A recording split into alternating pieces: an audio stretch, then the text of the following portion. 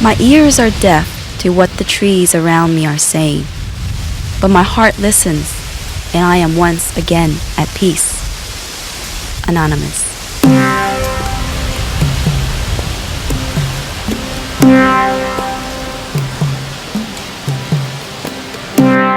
The path to life is not logical.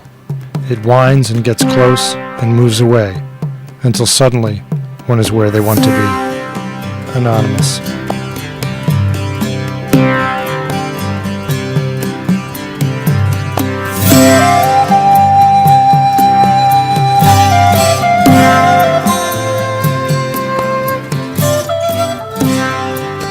I watched a grasshopper walk today.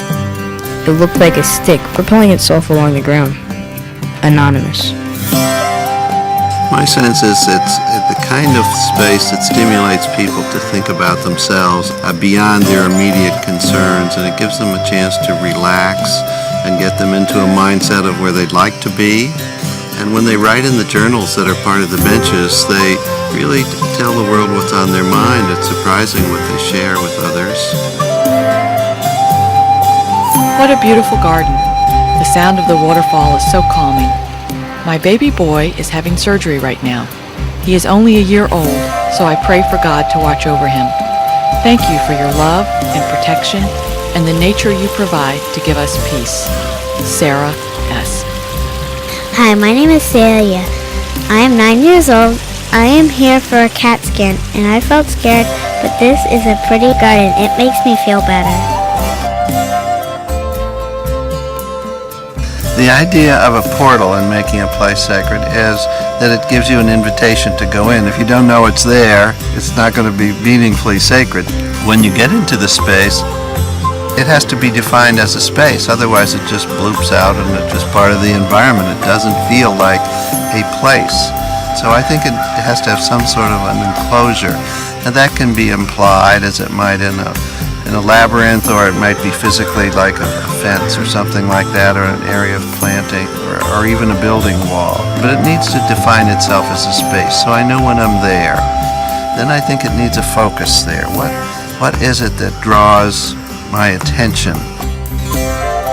I think the first-time labyrinth walker is very concerned that indeed it's going to work out for them, that they're going to get in and they're going to get out, and that you have not tried to fool them. The labyrinth is used as a tool for change, for transformation, for calming. It's a focus for the Earth's energy, I think.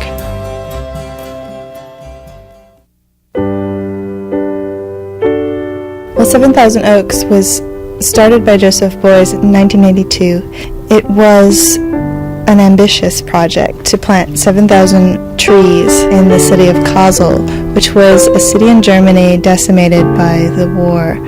He also chose the stone, the basalt stone, which is a stone that is quarried right outside of the city of Kassel. And he chose to set that stone up next to each of the trees. And at the beginning of the project, he piled up 7,000 basalt stones in the center of the city, where quite a number of the bodies of World War II victims had been piled. At UMBC, you can go to a site where there's a TKF bench in the middle of 30 oak trees, and then there's a stone next to each tree.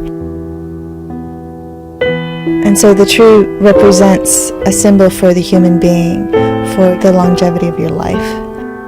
And for time, as time passes, to remember that other things continue beyond you.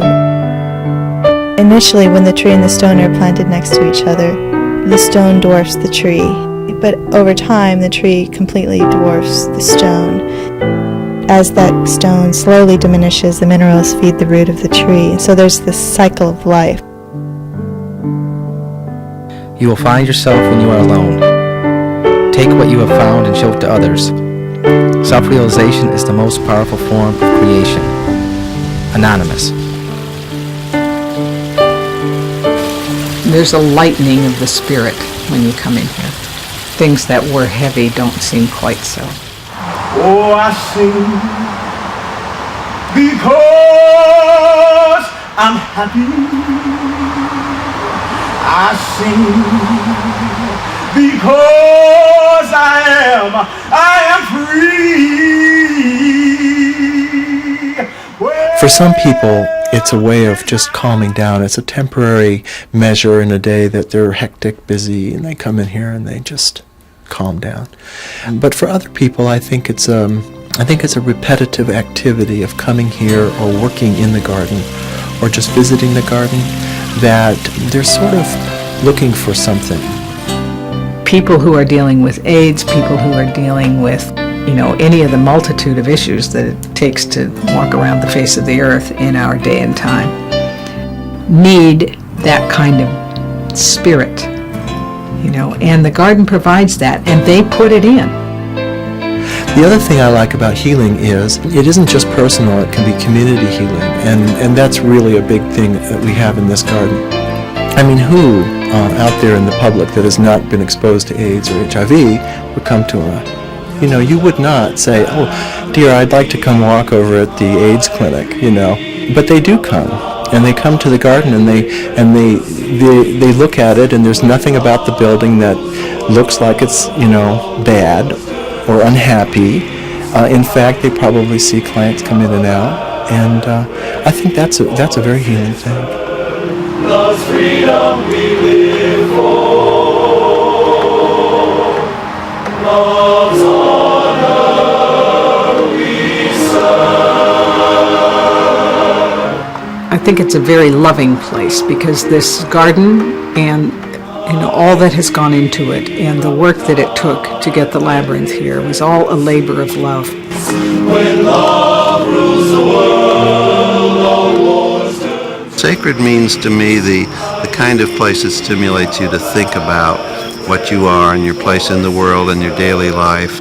Every one of us has goals, and we get so busy that your goals get set aside a little bit, and I think this allows you to reinforce, say, I'm going to achieve that. I'm not going to forget about this. I'm going to learn to play the piano, or I'm going to volunteer. More that sort of a spiritual lift. With hope we share. There's no ego amidst these trees. There's no bravado. There's no only one way. Trees don't know war. Anonymous. This is a place of renewal, of reveling in what our women are doing. It's a peace-giving place. A 10-year addiction led me behind bars, and I heard so much about Marian House through addiction counselors. This is the best thing that ever happened to me in my life. I was encouraged to do a lot of things. I'm going to school, starting computer classes. Women in this house teach you everything. It honestly gave me a chance to grow up all over again. I think one of the most significant elements at Marian House is the fact of what it does for the residents in making Marian House itself be an important, admired place.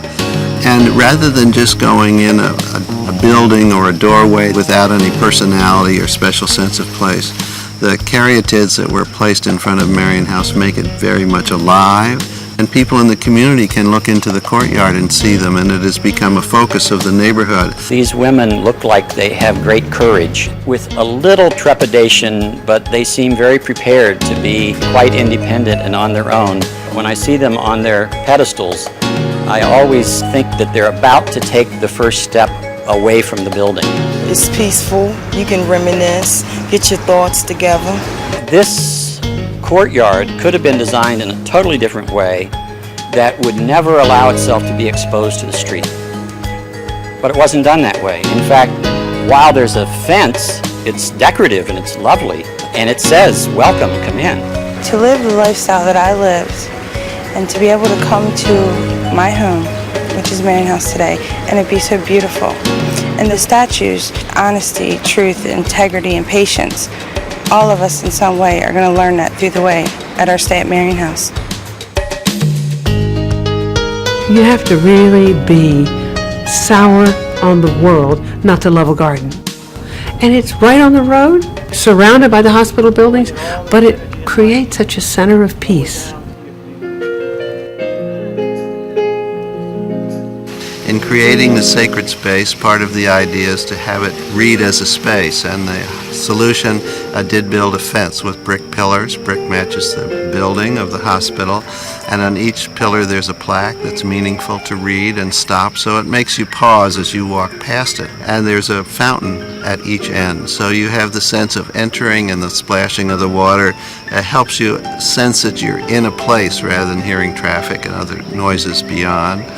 And then there is a paved stone walkway and pavilion, and there are informal stone walkways that wind around like nature does. So you have a combination of a respect for the architecture of the building and a respect for the nature of the site. A sacred place for me is a place where you stop and realize how sacred life is.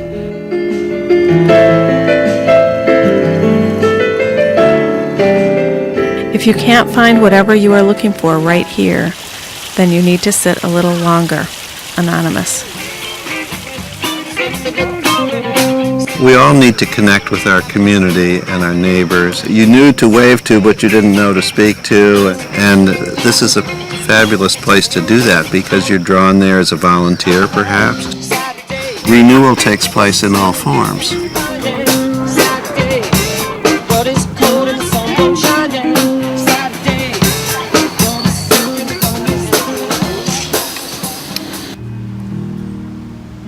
I dream of a time when hatred will cease, where love rules the world, all wars turn to peace. I dream of a land where each voice is heard. I was struck suddenly as I was walking with the reality that I sometimes feel I'm walking in circles when, in fact, I'm walking my own completely unique path. What a great metaphor for life. Our wandering in circles is not meaningless. It is taking us to our center if we walk with intent. Lynn. Where love can speak, a place where freedom means something. I look around and see I'm not alone. Not alone. We share a destiny. As friends together we can be each other's chosen family.